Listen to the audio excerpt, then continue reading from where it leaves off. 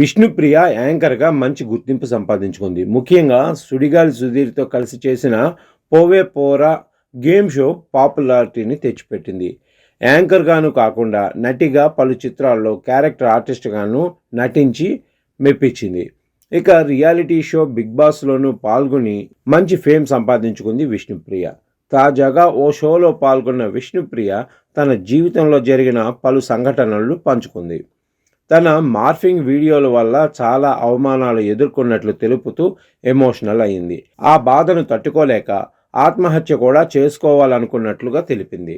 అంతేకాకుండా కష్ట సమయంలో వేణుస్వామి తనను ఆదుకున్నారని చెప్తూ ఆయనపై ప్రశంసలు కురిపించింది. గత కొద్ది రోజులుగా ఆయనపై విమర్శలు వస్తున్నా తనకు ఆయన చేసిన సాయాన్ని ఎప్పటికీ మర్చిపోలేనని చెప్పింది. తన తల్లి చనిపోయే సమయంలో హాస్పిటల్ బిల్లులు లక్షల్లో కట్టాల్సి ఉండగా అప్పుడు ఎవరికి ఫోన్ చేయాలో తెలియని పరిస్థితుల్లో వేణుస్వామికి ఫోన్ చేశానని, వెంటనే ఆయన తనకు సాయం అందించారని తెలిపింది. ఆయన వల్లే డాక్టర్లు 3 రోజులే బతుకుతుందని చెప్పిన తన తల్లి మరో ఏడాది పాటు బతికిందని చెప్పి ఎమోషనల్ అయ్యింది. నిజంగా ఆయన అంత సాయం చేస్తారని అనుకోలేదు. ఎవరికైనా అవసరం వస్తే ముందుగా వచ్చి సహాయం చేసే మంచి మనిషి వేణుస్వామి అని పొగిడేసింది. ప్రస్తుతం ఈ కామెంట్స్ సోషల్ మీడియాలో చక్కర్లు కొడుతుండగా ఇది గమనించిన నెటిజన్లు ఆశ్చర్యపోతున్నారు.